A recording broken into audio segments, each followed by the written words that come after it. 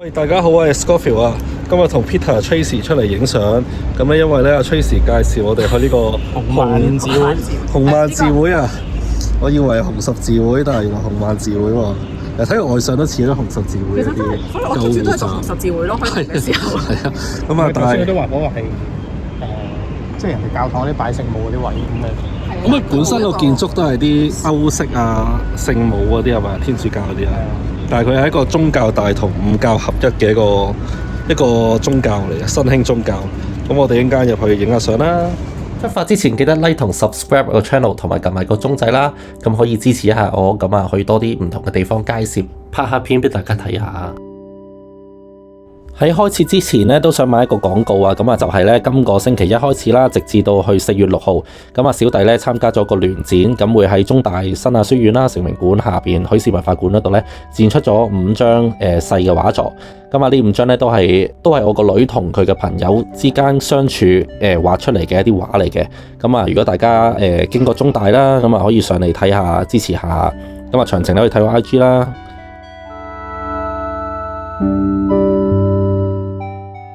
紅萬字會呢個總堂呢，就係喺呢一個天后附近，咁啊根據呢個斷基石呢，咁睇到民國29年啦，咁啊民國1911年成立啊嘛，加翻29呢，即係1940年，咁啊你冇睇佢好似平平無奇嘅一座舊樓啊，但係呢背後呢嘅裝修啊、設計等等啦，都花咗好多心思嘅。導賞團就話可以歡迎大家影相嘅，咁啊今日可以一覽晒成棟大廈啦，可以隨便影相啦。咁啊有得影相嘅地方呢，我都會拍少少空鏡俾大家睇下。咁大家呢唔會淨係睇相咁悶啊。咁不過呢，導賞團嘅內容啦、神壇啦，同埋呢入邊啲人呢，我就盡量唔會拍片啦，因為呢要尊重翻呢一個導賞團，尊重翻個場合。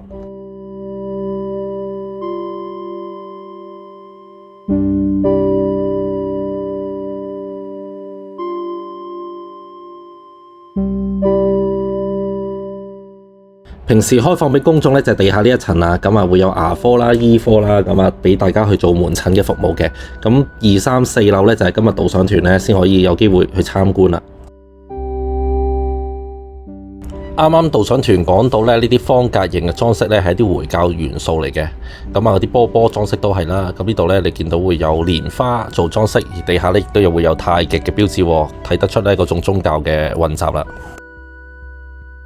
幾中意呢啲字啊，好有以前嗰啲舊香港嘅感覺。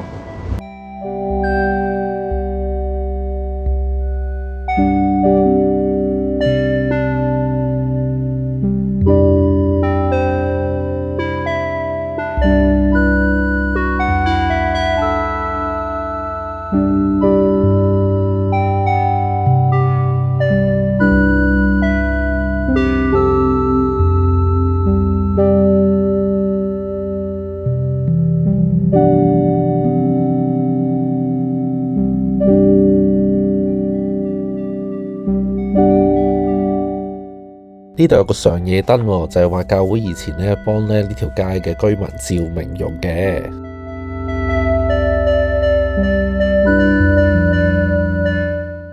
紅萬字會自稱係呢個五教合一，就係呢個儒道佛、基督教同埋回教於一身嘅。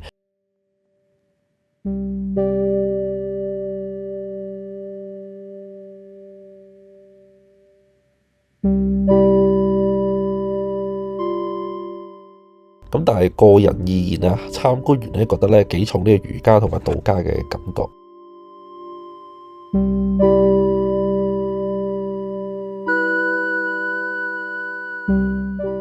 4樓呢個藍光亭呢，原來以前呢攞嚟做扶乩用嘅。咁啊，你見到啲字畫啊，全部都係扶乩畫出嚟嘅喎，係神畫出嚟嘅喎。咁不過呢，好似話有40幾年呢冇再做扶乩啦。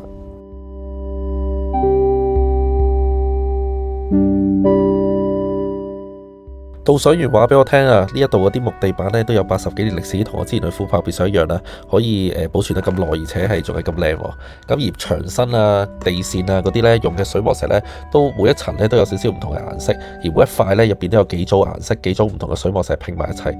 咁而地板有時咧會有啲銅線去做圍籠啊。咁我覺得咧都真係可見得嗰個匠人嘅心思啦。以前嘅人咧幾咁仔細去做一樣嘢啊！除此之外，呢一個呢係非一般嘅古蹟導賞團啊！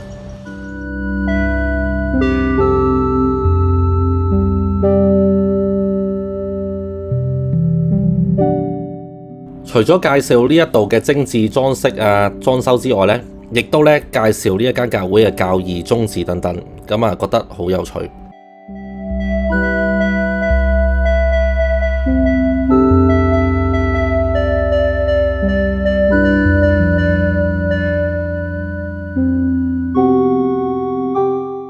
呢間道院宣揚呢個五教大同，咁啊積極做慈善之餘咧，亦都唔會話攞嚟做宣傳，咁啊即係都幾偉大下嘅。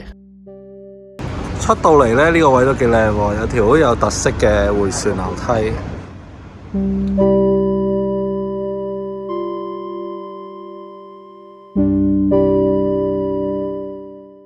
呢座廟都幾正喎，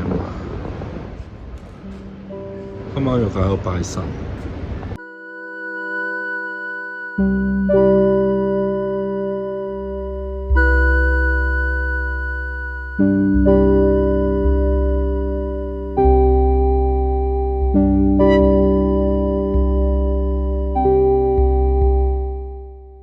超靚嘅光，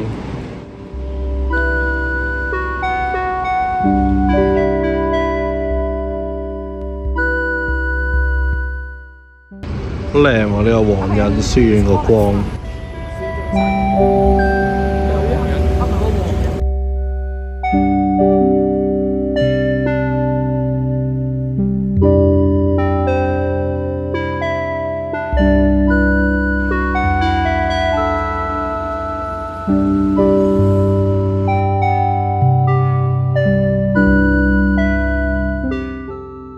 一個白鴿樹啊！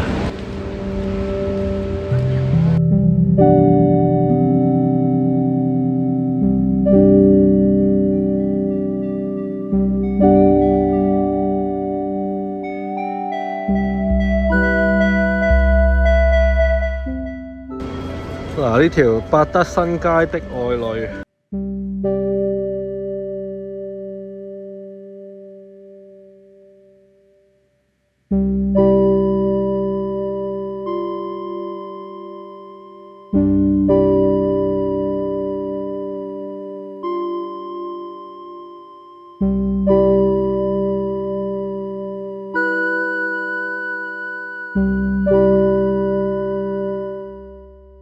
呢個數咧應該要用年卡。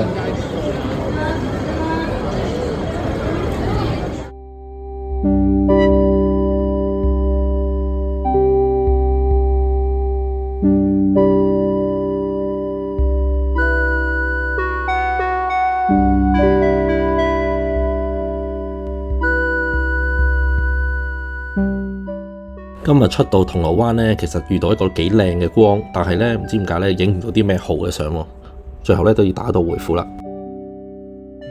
今日都好榮幸同埋有緣咧嚟到呢個香港紅卍字會嘅導賞團參觀啊！咁啊，俾我了解到啦，佢哋用萬字為一個標誌，並唔係佛教咁簡單啦，係五教合一啦，亦都係推動呢個宗教大同啦。咁同埋咧另一個特點咧就係佢哋係道慈啊，標榜咧以道院為先，修業為先。咁啊，慈善咧係一種修行嚟嘅，咁並唔係咧一般嘅教會咧慈善某程度上有一種宣傳嘅作用啦。咁佢哋一直都唔宣傳，好內斂，不知不覺咧香港紮根咗80幾年。咁啊，我都覺得佢哋真係好偉大啦。咁希望咧呢一套片咧能夠做一個少少嘅分享，咁啊令大家咧能夠了解一下香港紅卍字會嘅一啲運作啊、內容啊，咁啊希望大家有興趣咧都可以參與嘅導賞團，更加去了解佢哋嘅工作，咁啊默默地付出嘅人，咁我哋都好多謝佢哋。咁啊今日影相咧，我就麻麻地，咁啊 Casey Peter 嗰啲咧就好似好少少啦，咁希望下次我再努力啲啦，咁啊多謝大家收看，拜拜。